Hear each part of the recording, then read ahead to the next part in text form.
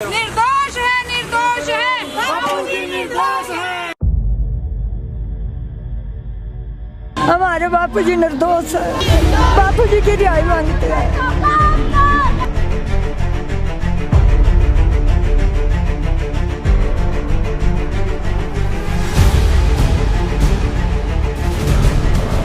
हिमाचल प्रदेश की राजधानी शिमला में आज बापूजी की रिहाई की मांग को लेकर के ये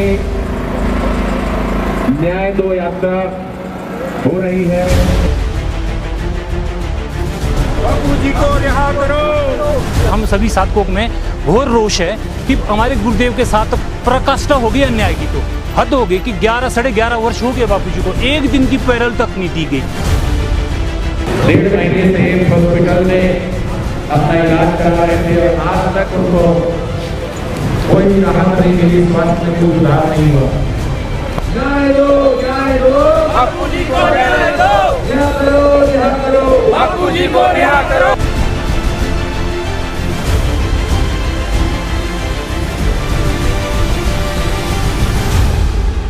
हमारे बापूजी बीमार हैं, उनको प्रॉपर जो है वो ट्रीटमेंट नहीं मिल रहा है। डॉक्टर्स कह रहे हैं ऑपरेट करेंगे, जो हमें ऑपरेशन कराने के लिए मना करते हैं, क्या वो खुद ऑपरेट करवाएंगे?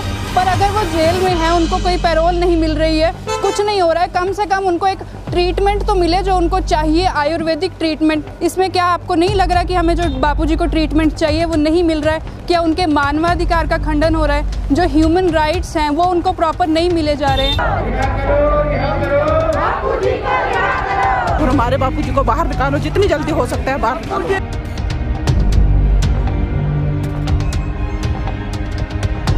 बापूजी के लिए हम हर वक्त खड़े रहेंगे। बापूजी हमारे लिए भगवान से बढ़कर है। ये आज कौन कहता है कि बापूजी के शिष्य बिखरे हैं? पर आज इतनी बारिश में भी बापूजी के हजारों शिष्य यहाँ एकत्रित हुए हैं और अपने बापूजी के, अपने गुरुदेव के लिए शीघ्र रिहाई की सरकार से गुहार लगा रहे हैं।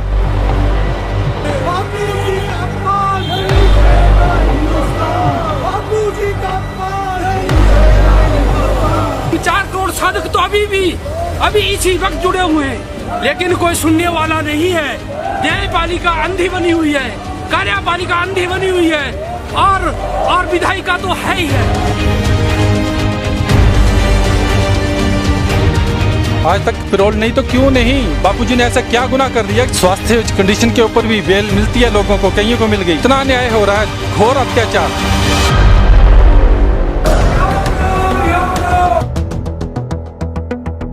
कितने साल हो गए? 11 साल से कानूनी प्रक्रिया का ही इंतजार करते करते आज कितने दिन हो गए? 11 साल बीत गए, कहाँ है न्याय व्यवस्था? क्या कानून व्यवस्था कहाँ न्याय दे रही है? ना बेल मिल रही है, ना पेरोल मिल रही है और मतलब इनकी उम्र भी ज़्यादा है। उम्र का लिहाज रख के भी इनको मानव अधिकार को उनको ध्यान में रखते हुए भी इनको कोई न्याय नहीं मिल रहा है। इसलिए साधक आक्रोशित है। इसमें हमारा जो संघर्ष चलता रहेगा जब तक बापूजी को न्याय नहीं मिलता। ये यात्रा बापूजी को निर्दोष साबित करने के लिए है। हर एक राज्य के हर एक नागरिक को पता होना चाहिए कि हमारे बापूजी निर्दोष हैं, उन्होंने कोई गलत काम नहीं किया है, उन्होंने हमारे धर्म को बचाने के लिए अपना योगदान दिया है। सरकार से यही मांग है कि बापूजी को छोड़ो, अगर देश का भला चाहना है तो। नहीं मिशनरियाँ फिर हावी हो जाएंगे और तुम्हारे को लेने के देने पड़ेंगे। असली हमारी जो धरोहर है वो बापूजी हैं, पहचानो इस चीज को। और जो देश का कल्याण कर सकता है उसको तो रख दिया अंदर और चेले चपाटे छोड़ दिए बाहर, तो कैसे काम चलेगा?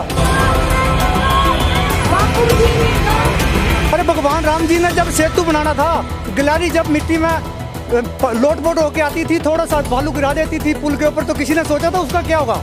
लेकिन आज हम उसको याद कर रहे हैं। आज हमारी कोई सुने चाहे ना सुने, लेकिन एक टाइम ऐसा आएगा कि सुननी पड़ेगी और हमारी हाजिरी उसमें होगी। रिहा करो, रिहा करो, बापूजी को रिहा करो। बापू के सम्मान में यहाँ आने का कारण ये है कि हमें सबको पता है कि बापूजी निर्दोष है, पर कुछ षड्यंत्रकारियों की वजह से हमारे गुरुदेव अभी भी कारावास में है। तो हमें अपने पूज्य संत श्री आशाराम जी बापू रिहा चाहिए। रिहा करो, रिहा करो, बापूजी को रिहा करो। निर्दोष है, निर्दोष है, बापूजी निर्दोष है। 1 2 3 4 बापूजी की जय जयकार। 5 6 7 8 बापूजी हमारे साथ। रिहा करो, रिहा करो, बापूजी को रिहा करो।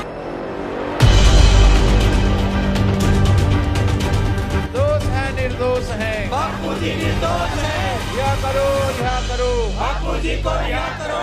सबसे पहले तो आप अपना परिचय दें और अपने जो है ये संघ के बारे में बताएं हमको। मैं रामा भाई, संत श्री आसाराम जी आश्रम अहमदाबाद। आज हम हिमाचल प्रदेश की राजधानी शिमला में हैं और यहाँ पर आज जो है ये न्याय यात्रा रखी गई है।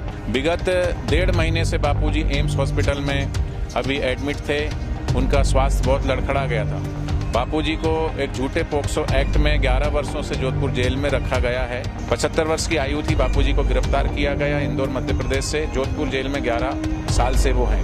कोरोना जब फैला हुआ था उसी की वजह से बापूजी कोरोना से इफेक्ट हुए और उनका स्वास्थ्य लड़खड़ाया।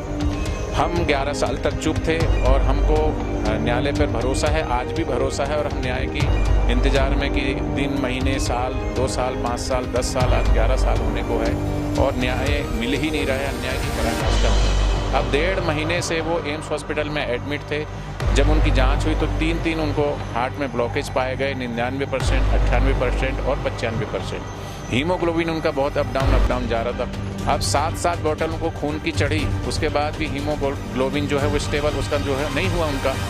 तो इंडोस्कोपी हुई, इंडोस्कोपी में कुछ नहीं मिला तो फिर कैप्सूल इंडोस्कोपी हुई, उसके द्वारा पाया गया कि रक्तस्राव छोटी आंतों से हो रहा है। उसका ट्रीटमेंट चला लेकिन उससे भी एम्स जो है असमर्थ रहा ट्रीटमेंट देने में। उसने कहा कि आगे का ट्रीटमेंट हम यहाँ नहीं कर सकते, जोधपुर से एम्स से आपको दिल्ली एम्स में लेके जाना पड़ेगा। बापूजी ने ये मांग रखी कि हम इसका इलाज हार्ट की और दूसरी भी जो भी तकलीफ है उसका हम आयुर्वेदिक तरीके से अपना इलाज कराना चाहते हैं, उसके लिए हमें जमानत दी जाए। कई बार इन 11 वर्षों में कितनी बार हमने सेशन कोर्ट में, हाई कोर्ट में, माननीय सुप्रीम कोर्ट में सभी जगह हमने अर्जी लगाई लेकिन हर बार खारिज हो जाती है। सेशन कोर्ट हाई कोर्ट में भेज देता, हाई कोर्ट जो है वो सुप्रीम कोर्ट में भेज जाता है। तो ये सभी प्रकार की जो चीज़ें हुई है बापूजी के साथ वो षड्यंत्र हुआ है और इसलिए षड्यंत्र हुआ है कि बापूजी सनातन संस्कृति का प्रचार प्रसार करते हैं। पूरे देश भर में 450 आश्रम की शाखाएं हैं बापूजी की जो सनातन संस्कृति का प्रचार करती है, धर्मांतरण को रोकती है। पर एविडेंस के बिना इतनी बड़ी सजा सुनाई गई और मानवीय अधिकार के द्वारा भी और बापूजी की जो 87 वर्ष की आयु है, जिस तरीके की उनकी सिचुएशन है, क्या उनका अधिकार नहीं कि उनको पैरोल मिलनी चाहिए? ये तो दिख रहे हैं आपको, हजारों की संख्या में है। ये शिमला के आसपास के हैं। हिमाचल में काफ़ी सारे बापूजी के आश्रम में देवी कार्य, सेवा कार्य चलते हैं, तो वहीं से लोकल हिमाचल के ही सारे साधक हैं और आज ये माननीय मुख्यमंत्री से अपना ज्ञापन सौंपने के लिए आए। हम अलग अलग जिला स्तर पर हम प्रेस कॉन्फ्रेंस के द्वारा समाज तक ये बात पहुँचा रहे हैं